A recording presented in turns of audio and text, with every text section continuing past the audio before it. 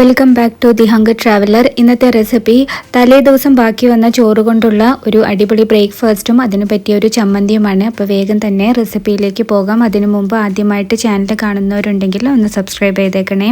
അപ്പോൾ തലേ ദിവസം ബാക്കി വന്ന ചോറ് കൊണ്ട് എന്ത് ചെയ്യും എന്നുള്ളത് എപ്പോഴും ഒരു ക്വസ്റ്റ്യൻ മാർക്കാണ്. അപ്പോൾ ആ ചോറ് വെച്ചിട്ട് നമുക്ക് അടിപൊളി ഒരു ബ്രേക്ക്ഫാസ്റ്റ് ഉണ്ടാക്കാം. അതിന് വേണ്ടിയിട്ട് ആദ്യം തന്നെ ഒരു കപ്പ് ചോറ് നമ്മൾ കഴുകി വൃത്തിയാക്കി ഇട്ടിട്ടുണ്ട്. അതിലേക്ക് ഒരു ടേബിൾ സ്പൂൺ മൈദ ഇട്ട് കൊടുക്കുക. അതിലേക്ക് ആവശ്യത്തിന് ഉപ്പും കൂടെ ചേർത്ത് കൊടുക്കാം. 1/4 ടീസ്പൂൺ മഞ്ഞൾപ്പൊടിയും കൂടെ ചേർത്ത് നന്നായി അടിച്ച് വേറെ വെള്ളമൊന്നും ചേർക്കാതെ അടിച്ചെടുക്കുകയാണ്. അതിനുശേഷം ആ മിക്സിയിൽ തന്നെ കുറച്ച് വെള്ളം ഒഴിച്ച് അത് പാകത്തിന് കലക്കിയെടുക്കണം.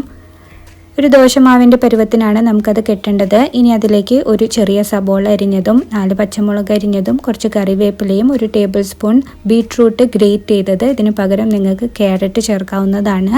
ഇതെല്ലാം കൂടിയിട്ട് നന്നായിട്ട് മിക്സ് ചെയ്യാം. നന്നായി മിക്സ് ചെയ്ത് വന്ന ശേഷം ഈ സമയത്ത് ഉപ്പ് നോക്കുക. ഉപ്പ് നിങ്ങൾക്ക് ഇനി ആവശ്യമുണ്ടെങ്കിൽ ചേർക്കാം. എനിക്ക് കറക്റ്റ് ഉപ്പായിരുന്നു. ഇനി നമുക്ക് ദോശ ചുട്ടെടുക്കണം. അപ്പോൾ നമ്മൾ ഒരു നോൺ സ്റ്റിക്ക് പാൻ ചൂടാക്കിയിട്ട് അതിനകത്ത് ദോശയ്ക്ക് വേണ്ടിയിട്ട് പരത്തരുത്, ജസ്റ്റ് നമ്മൾ ഊത്തപ്പൊക്കെ ഉണ്ടാക്കുന്ന പോലെ നമുക്ക് ഉണ്ടാക്കിയെടുക്കാം. മൂടി വെച്ച് വേണം ഉണ്ടാക്കാനായിട്ട്. ചോറ് ഭയങ്കര സോഫ്റ്റ് ആയതുകൊണ്ട് തന്നെ ഇത് വേവാൻ കുറച്ച് സമയം എടുക്കും. അതേപോലെ നിങ്ങൾക്കത് നമ്മുടെ പാനിൽ നിന്ന് അത് പോരുന്നില്ലെങ്കിൽ നിങ്ങൾക്ക് കുറച്ചുകൂടെ മൈദ ചേർക്കാവുന്നതാണ്. തിരിച്ചിട്ട ശേഷം അതിലേക്ക് കുറച്ച് നെയ്യും കൂടെ തൂവി കൊടുക്കാം.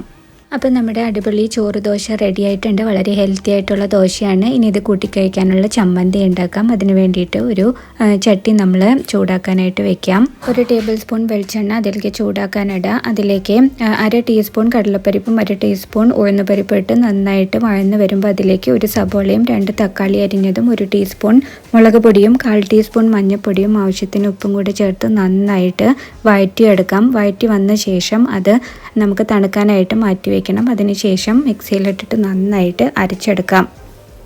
അതൊരു ബൗളിലേക്ക് മാറ്റിയ ശേഷം 1 ടീസ്പൂൺ കടുകും 1 വറ്റൽമുളകും കുറച്ച് കറിവേപ്പില ഇട്ടിട്ട് വെളിച്ചെണ്ണയിൽ താളിച്ചത് അതിലേക്ക് ചേർത്ത് കൊടുക്കാം. ഈ ദോശയുടെ കൂടെ കഴിക്കാനായിട്ട് അടിപൊളി ടേസ്റ്റാണ്.